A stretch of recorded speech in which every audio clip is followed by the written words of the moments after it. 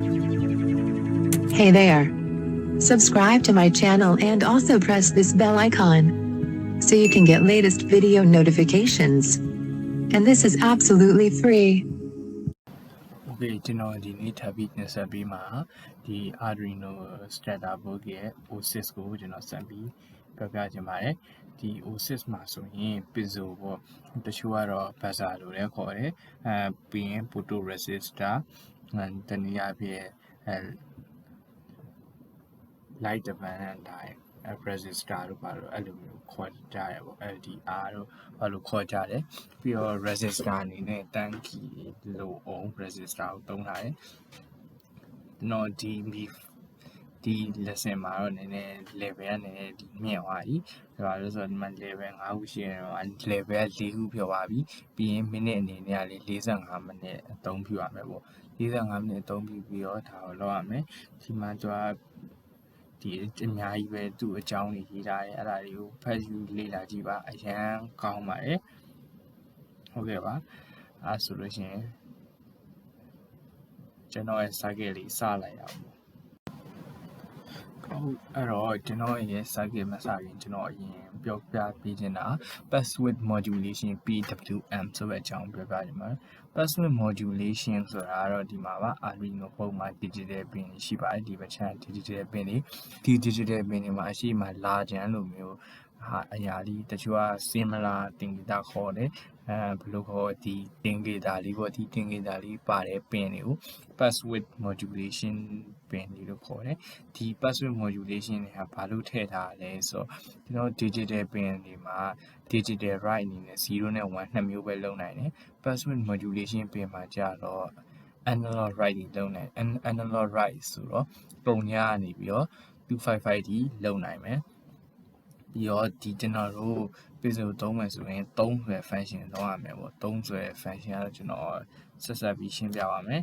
အဲ့တော့ကျွန်တော်တို့ရဲ့ဒီဟာလေးပေါ့ဒီဟာလေးကျွန်တော်တို့ကြည့်ရမယ်ပြီးရင်ကျွန်တော်တို့ဒါဆက်ကြည့်ကြမယ်ပေါ့ပြီးရင်သူကရှင်းပါတယ်ဒီမှာPiezo လေးတစ်လုံးရယ်buzzer ပေါ့ buzzer လေးတစ်လုံးရယ်ဒီ photo resistor လေးတစ်လုံးရယ်ပေါ့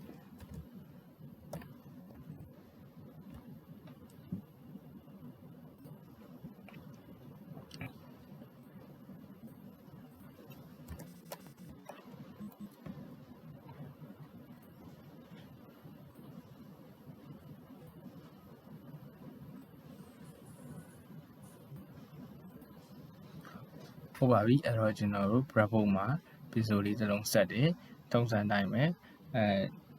5 volt ရယ် ground ရယ်ကိုဒီဘက်တစ်လမ်းနဲ့ပဲဆက်လိုက်တယ်ဆက်ပြီးသွားလို့ရှိရင်ကျွန်တော် Piezo ရဲ့တစ်ဖက်ချမ်းကိုdigital pin နဲ့ဆက်မယ် digital pin နဲ့ဆက်ပြီးလို့ရှိရင်နောက်ထပ်တစ်ချမ်းကို ground နဲ့ဆက်မယ်ပေါ့ဟုတ်ကဲ့ပါ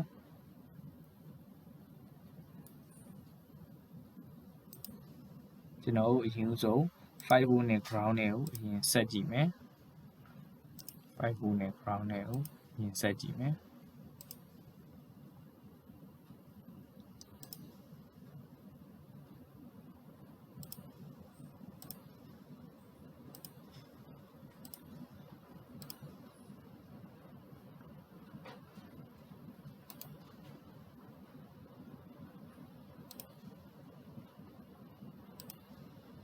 တစ်ဖက်ကို ground ချမယ်နောက်တစ်ဖက်ကို digital pin 8နဲ့တွဲလိုက်မယ်နောက်ထပ်အနေနဲ့ photo resistor လေးတစ်ခုအသုံးပြုပေါ့ photo resistor LDR light dependent resistor လို့လည်းခေါ်တယ်ပြီးရင် UU resistor တစ်လုံးရယ်ထပ်ပြီးယူမယ် UU resistor ဆိုတာတော့ကျွန်တော်ဒီ UU resistor လေးယူမယ်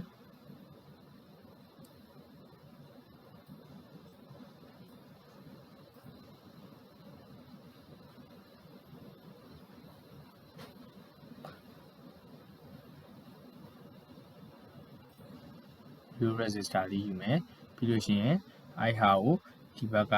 5ကိုရင်တွယ်လိုက်မယ်ပြီးရင်ကျန်တဲ့အပိုင်းကို analog pin 0နဲ့ပြန်တွယ်လိုက်မယ်ပြီးရင်ဒီ resistor ကိုလည်းပြန်ပြီးတော့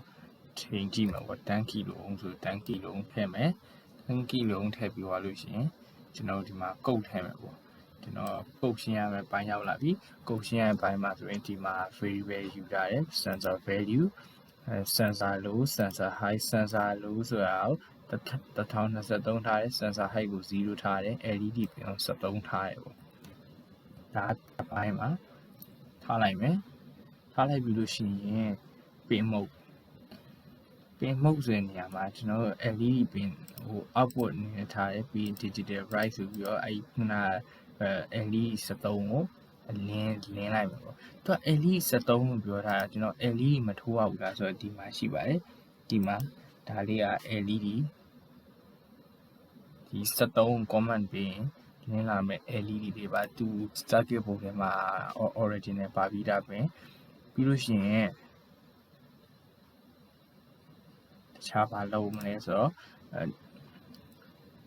အဲ့ LED လေးကိုလင်းခိုင်းမယ်ပြီးရင်သူက white 1000 5000 millisecond ပေါ့ millix အဲ့ဒါ millisecond ကိုပြောတာဘာလို့လဲဆိုတော့ဒီ loop မပတ်ခင်ဒီ condition ကို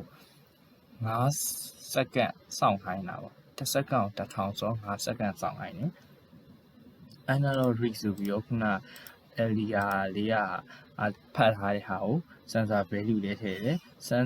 sensor height ကဘယ်လောက်လဲ0ထက်ကြီးခဲ့မယ်ဆိုလို့ရှိရင်ဖတ်လို့ရတဲ့ sensor value ကို sensor height ထဲကိုထည့်မယ် sensor value လိုက1023ဆိုဒီ sensor value 1023အောက်နေမယ်ဆိုရင် sensor လိုတဲ့ကိုဒီ value တွေကိုထည့်မယ်ပေါ့ okay အဲ့တော့ digital right ဆိုပြီးကျွန်တော်ဒီ condition ပြီးသွားရင်တော့မီးပြန်ပိတ်ခိုင်းလိုက်မယ်ပေါ့ပြီးရင် white loop ဒါ loop ထဲရောက်သွားပြီ loop ထဲရောက်သွားလို့ရှိရင်လည်းအရင်တိုင်းပဲ analog read နဲ့ analog value တွေကိုဖတ်မယ်ဖတ်ပြီး sensor value တွေထည့်မယ်ပြီး in pitch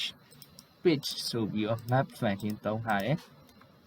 ဒါဝင်လာမဲ့ value ဒါဝင်လာမဲ့ value ရဲ့အနည်းဆုံးနေရာအများဆုံးနေရာ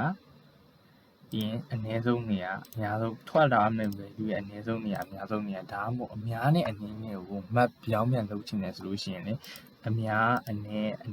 များဆိုပြီးတော့ဒီလိုလုပ်ရရတယ်ပေါ့map function ကအဲ့လိုလှည့်ပြီးသုံးရတယ်ဒါမှမဟုတ်အနည်းအများအနည်းဆိုပြီးတော့ဒီလိုလည်းပြန်သုံးလို့ရတယ်ပေါ့ဒီ map function ကအဓိကဒီနှစ်ခုကို map လုပ်ထားတယ်အရှိနဲ့နောက်နေလို့ map လုပ်ထားတယ်လေယာဟာတွေကိုလည်း auto အနေနဲ့ map လုပ်တယ်ပြီးရင်ဒီကထွက်လာမဲ့ value ကို page တွေကိုထည့်တယ်ပေါ့3ဆိုတာတော့ခုန Piezo လေးကို page လုပ်မယ်ဒီမှာ3ခုတွေ့မှာပါရှိရဟာပင်နံပါတ်ကျွန်တော်တို့သုံးမယ်ပင်နံပါတ်ကဘယ်လောက်လဲပင်နံပါတ်8ပြီးရင်ဒုတိယကျတော့ frequency ကဒီ page ကထွက်လာမှာဟာ frequency လို့ပြောတယ်ပြီးလို့ရှိရင် duration ဆိုလို့ရှိရင်ဒီ Piezo ဘယ်လောက်ထိအတန်ထွက်မှာလဲပေါ့အဲ့ဒါကို duration အနေနဲ့လုပ်တယ်ပြီးရင်ဒီလေးတန်စောင့်ပြီးတော့မှလူကိုပြန်ပတ်မယ်အဲ့တော့ကျွန်တော်ဒီဟာကုတ်တွေကိုဒီမှာကူးထည့်လိုက်ပြီပေါ့ကူးထည့်ပြီးကျွန်တော်ကပို့ပြီးတော့မြင်ရအောင်ဆိုပြီးတော့ကျွန်တော်ဒီမှာ serial.bring lnt light development resistor ရဲ့ value တိအောင်ဆို serial monitor မှာထုတ်ကြည့်လိုက်တယ်ထုတ်ကြည့်ပြီးတော့ကျွန်တော်စမ်းသပ်ကြည့်မယ်ပေါ့ကျွန်တော် start လုပ်လိုက်တဲ့အချိန်မှာဒီမှာတွေ့လာတော့မကြည့်မှမီးလေးလင်းနေတယ်ဒီမီးလေးလင်းနေတယ်ဒီအဲ့မီးလေးလင်းနေတယ်ဆိုတာကျွန်တော် digital pin 73လင်းနေတာdigital pin 73ဒီပေါ်မှာပေါ့ဒီ73ကလင်းနေတာလင်းနေဆိုတော့ဒီအထက်ဒီ wine ကွင်းတွေကအလုပ်တွေသူလုံနေတယ်လုံနေပြီးတော့ကျွန်တော်ဒီမှာ5 second ပြည့်သွားတဲ့အချိန်ကြတော့မှသူကစပြီး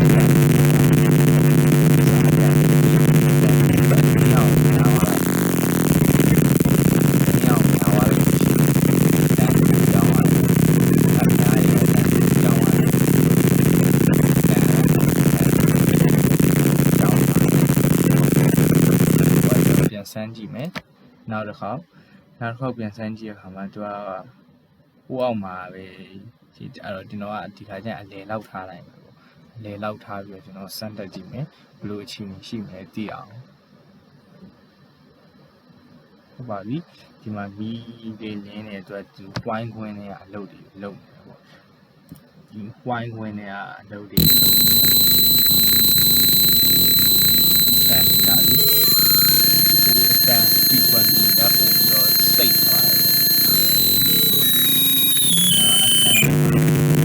ပြောင်းသွားတယ်ကျွန်တော်တို့ frequency ဘယ်လောက်စီသွားသွားလဲဆိုတာကျွန်တော်ကပါကြည့်နေတယ်ပေါ့ကျွန်တော် frequency ဘယ်လောက်စီသွားလဲဆိုတာကြည့်နေတယ် frequency ဘယ်လောက်သွားလဲကြည့်နေလို့ရှိရင်ဒီမှာပါထပ်ပြီးတော့ကျွန်တော်တို့ဒီ pitch လေးကိုပါပြန်ထုတ်ကြည့်လို့ရတယ်ပေါ့serial dot bring ln ဆိုပြီးတော့ဒီမှာ pitch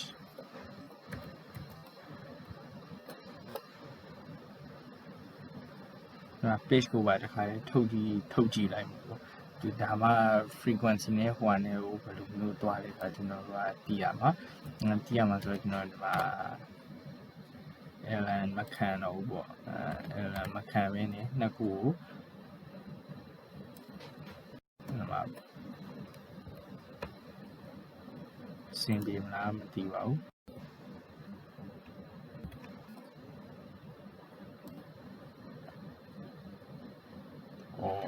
ဟာဦးဖြစ်နေမရဘူးဆိုတော့ကျွန်တော်တို့ဒီတိုင်းလေးပဲထုတ်ကြည့်လိုက်မယ်ပေါ့ဒီတိုင်းလေးပဲထုတ်ကြည့်မယ်ဒီအောင် serial bring မ serial bring ln နဲ့ထုတ်ကြည့်လိုက်မယ် okay ပါဟုတ်ပါပြီကျွန်တော်ကုတ်ပိတ်ကြည့်မှာပေါ့ဒီမှာဆိုရင်ဒါ0ဖြစ်နေဆိုတော့နည်းနည်းအပေါ်ကြီးနဲ့တိုးလာကြည့်မှာပေါ့ဘာလို့ဆို0ဖြစ်နေဒီ condition ကလောက်ရတာမလွတ်လပ်ပဲနေပါဆိုကျွန်တော်အနေနဲ့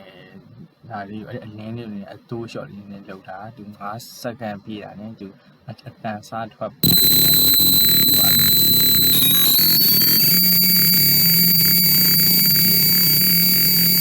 serial monitor မှာကြည့်ကြည့်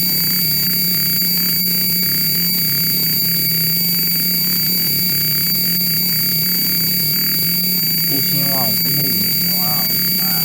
ပြန်လာခံကြည့်လိုက်ပေါ့ပြန်လာမခံကြည့်ပါပတ်သက်ကြည့်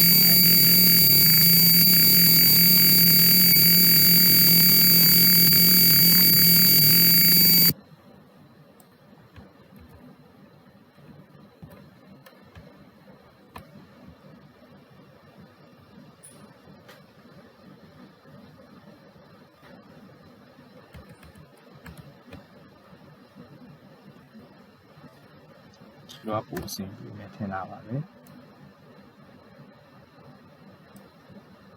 တော့5စက္ကန့်စောင့်လိုက်ပါ serial monitor serial plotter ကိုကျွန်တော်ဖွင့်ထားပါတယ်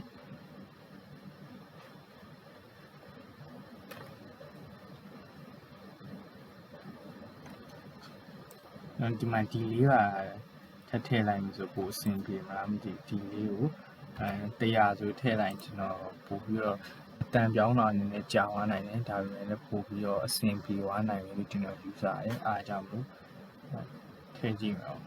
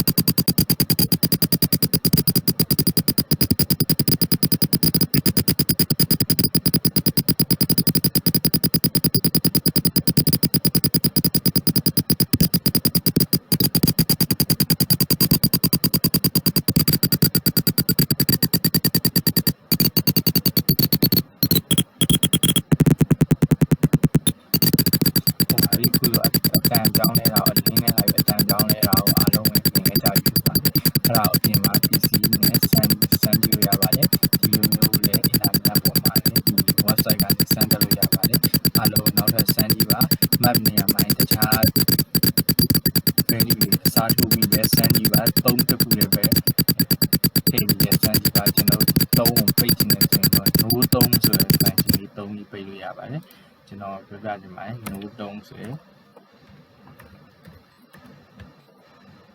no 3ဆိုတဲ့ function လေးနဲ့ပိတ်လို့ရပါတယ်